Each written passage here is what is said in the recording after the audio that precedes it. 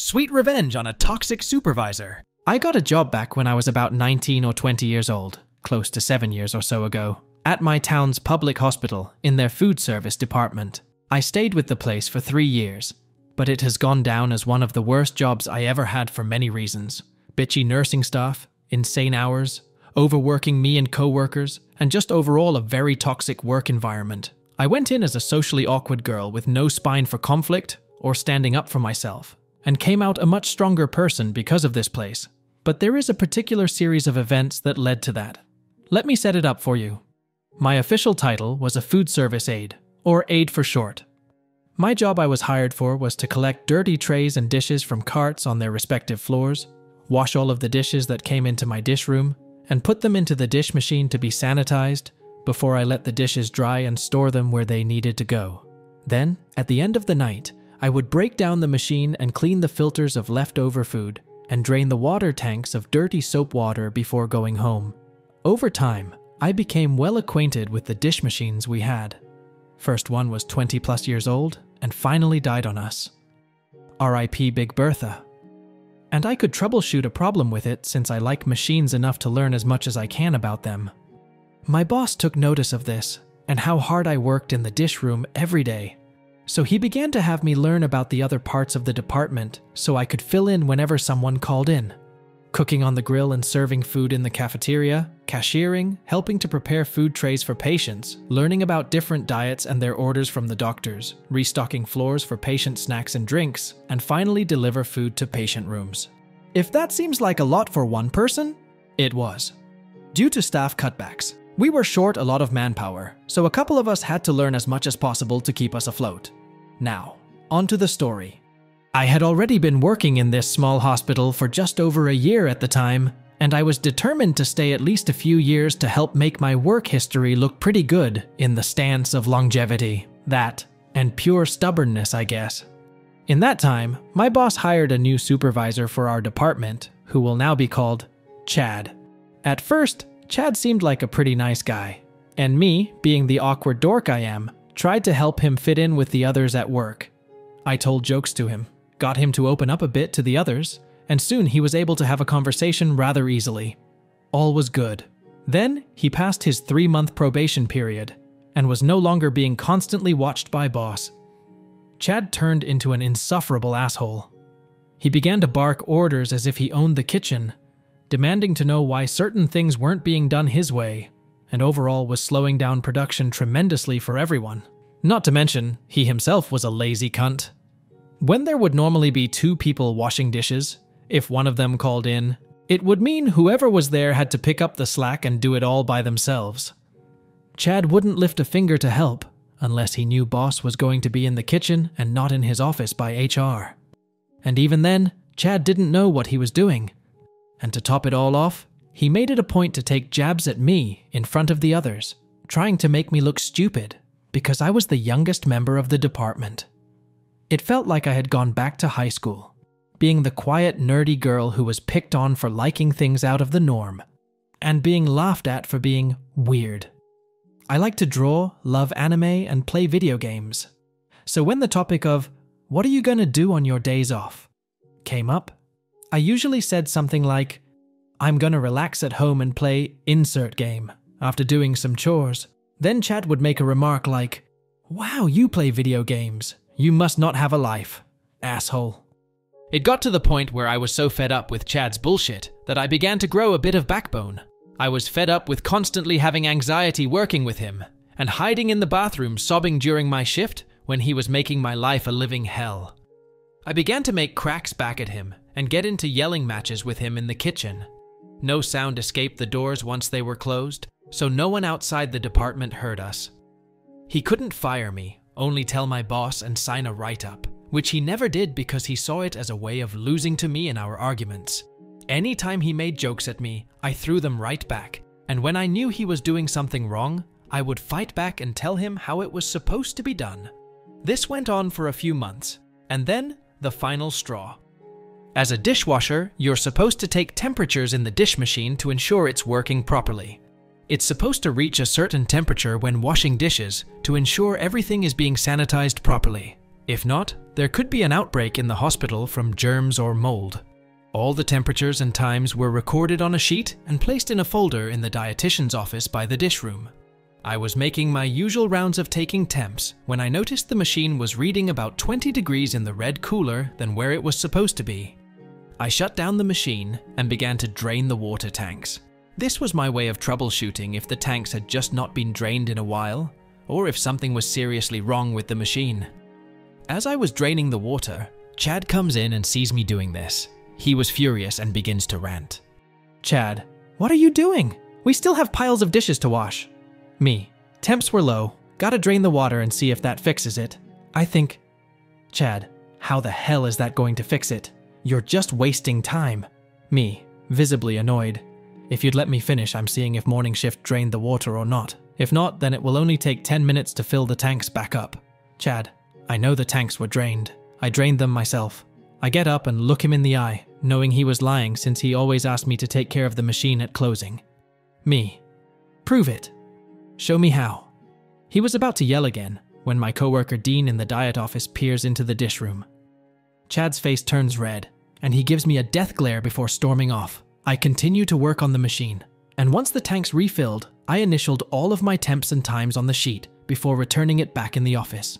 The day goes by, and after a hellish time on the floors serving patients, I was in the middle of my cleaning duties with the cook and Dean. I get called by Chad, saying that boss wanted to talk to us. So, after making sure the dish machine was cleaned, I walked with him to boss's office.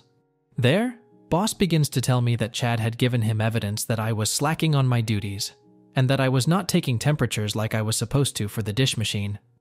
He said that, thankfully, Chad took the temps, but if I wanted to keep from getting into trouble, and to keep the department from getting into legal trouble, I needed to step up and be a team player. He said that I was getting a verbal warning, but if I did this again, I would receive a write-up or possible suspension. My jaw hits the floor, and even though Chad is smiling smugly in the corner, I chose not to argue with my boss and head back to the department, defeated and fighting back tears. I was sure that I took the temps, and when I checked the book, I was shocked to see what I found. My temps were still in there, and times I took them. But the bastard actually photocopied the page, whited out my initials, and replaced them with his initials. He then traced over the pre-existing handwriting to make it look legit with his initials. He made it look like I had not taken temps all day during my shift. I racked my brain wondering how the hell he could have gotten away with it with no one noticing him. And then it hit me. He must have done it in the diet office when no one was around, due to dinner trays being made under the dietitian's supervision. I was pissed, and I began to bide my time for an opportunity for revenge. It came about a month later. Now, since we are a hospital in a small town, it was normal for us to get catering orders for the members of HR and upper management for when they had meetings upstairs. Those orders were easy, because usually they wanted chips, pre-made sandwiches, and soda for about 10-15 people. However, we occasionally got huge catering orders for district meetings, and that was when we would bust out the catering dishes. Large white immaculate plates, silverware, glass cups, punch bowl, food serving plates, desserts, tea, and cloth napkins were usually used for these events. And even though it was a lot more dishes for the understaffed aides, it was pretty simple. This particular order was for the CEO, his workers, HR, doctors, head nurses, and the higher-ups who owned the hospital's contract. The estimated amount to be served was about 150 people, since many members of the board were going to show up as well. Usually we got the huge orders a week in advance, so the supervisor can arrange the schedule to have more bodies on deck to help. Chad, of course, schedules only me to be the afternoon dishwasher, meaning I had to clean the dishes for the entire hospital and the catering order. This was my chance for revenge. As always, Chad didn't lift a finger to help me in the dish room, and the entire room was completely full of dirty dish carts from the floors. The hospital had about 95 patients that were eating, and morning shift had been running behind, so I had both breakfast and lunch dishes to clean. It wouldn't have been so bad if we didn't have to take apart the trays one by one to make sure no needles or blood were on the trays, and clean each piece. I was stressed beyond belief, because I knew that the 150 people catering order would be due any time now. But I kept myself calm and tried to keep doing my job. A few hours go by, and Chad calls out to me to shut off the dish machine It was very loud, and tells me to go and pick up the catering order. Instead of arguing with him, I decided to do it and asked if he was going to help me. He gives me a shit-eating grin and tells me, "I have better things to do. You can do it alone." Perfect. So despite me being exhausted, sweaty, and have a wet uniform from my dishwasher apron with holes in it, I made my way to the management floor. I scope out the damage, and I realize I'm going to have to make 2 or more trips across the hospital to clean this up. I begin to pick up the dishes in the meeting room, take off the tablecloths, and stack them on one of the 2 long carts. While I'm about to clean up the food serving table, I look over to see the door that led into the HR office was open slightly, and a few women were laughing and commenting on how good the pork roast was at the meeting. I knew they were within earshot of me. It was showtime. In this moment, I was thankful for being clumsy and having sprained my ankles so much growing up, because it was easy to do this.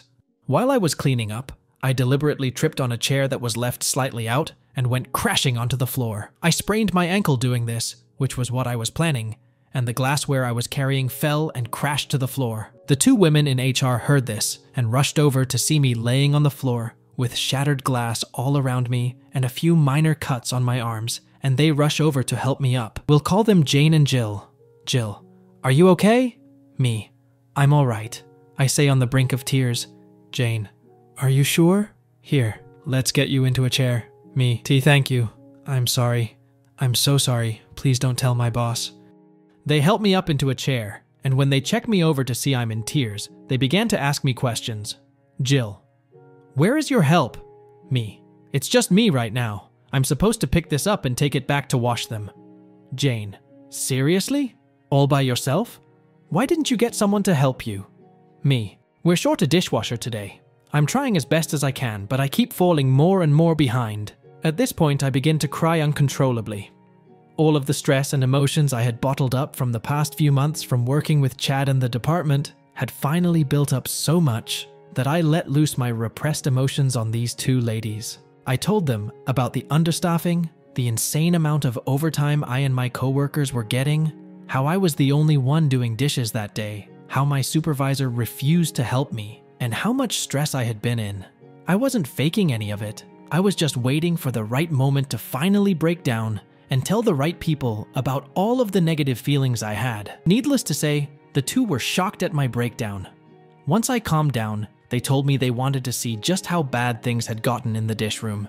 If it was as bad as I said it was, they would make a case with my boss. So with their help, they helped me get back to the dish room with the carts of dirty dishes, and I held onto the cart while limping down the hall.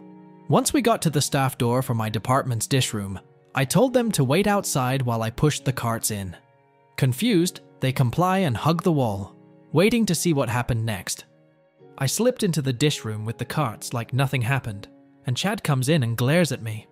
At this point, the room was completely full of dishes, carts, and now 2 catering carts that took up a large amount of space. You could barely walk through the damn place. We then begin our normal yelling match, all while the door was left slightly open behind me. Chad, about time you came back. What took you so long? Me, I was picking up an order by myself. What did you expect, Chad? Chad, I was expecting you to do your job. Clearly you can't. Look at all of these trays. Me, I just picked up and began to work on lunch when you told me to get the catering. Did you do any of these while I was gone? Asterisk, gesturing to the room. Asterisk, Chad. No, I had my own work to do. You're just too slow. Me, how the hell am I supposed to wash dishes when I'm picking up the catering order? Chad, not my problem. Do your job or you'll get a write-up. With that, he leaves and I go back out to meet with Jane and Jill. Their faces are filled with anger and disgust from what they just listened to, and they reassure me that this was going to stop. Now, we walk together back to the management floor, and as I limp into Boss's office behind them, the 2 ladies began to go off on him about Chad and what he had been doing. Confused, Boss had no idea what they were talking about and looked to me for an explanation. However, Jill and Jane told him to follow us, and we walked back to the department. At this point, my ankle was throbbing with intense pain, since I sprained it pretty good. When we got to the dish room and opened the door, my boss was appalled at the amount of work that was left for me. And when he heard that there was no 2nd or even 3rd backup dishwasher scheduled, he almost lost it. He called for Chad, and the 4 of us waited in the dietitian's office. While we waited, I told them I didn't want him to lose his job over this, but I wanted him to know how I felt being left with so much work. I really felt this way, but a huge part of me just wanted to see him suffer. When Chad walked in to see me, and 3 powerful people with me, his face turns pale, but his normal shit-talking face is replaced with one of fake concern and confusion, though his act fails, as Boss began to demand why he didn't schedule someone to help me. He told Boss he had been helping me as much as he could today, but Jane and Jill stop him and repeat what he told me before. Boss is disgusted, and he looks to Chad after discussing the situation more. Boss, this is what's going to happen. I hurt myself cleaning up the catering, so she's going home for the day and will be off for 2 days. Chad, she can't go home, we're short-staffed. Boss, that was your fault, not hers. She's not going to suffer because you screwed up. Chad, but. Boss, also, I don't care how much overtime this accrues, you are staying after. Chad, what for? Boss, tonight, you're gonna be the dishwasher.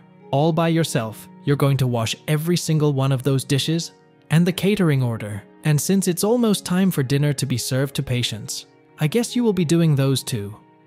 If you leave anything for morning crew to clean up, and if the department isn't cleaned like it's supposed to, consider yourself fired. Once he said that, I was sent home for the day, and the 3 continued to tear Chad a new one as I limped out the door. When I got back to my car, I was smiling so much that my cheeks were hurting all the way back to my house. Epilogue. After I got back from my 2-day break, I noticed that there were empty slots open on the schedule that said, new hire, but no hours. It seemed that after the talk, HR decided to grant us new hiree slots to help with our understaffing, but the slots were still empty. I also found out something that was just icing on my beautiful revenge cake. I found out from Dean that Chad had to stay until about midnight, cleaning the entire load of dishes that he let pile up on me. So when he was cleaning a large catering order by himself in the dish room, and I walked by about to get ready to serve dinner to the patient rooms, he stops me.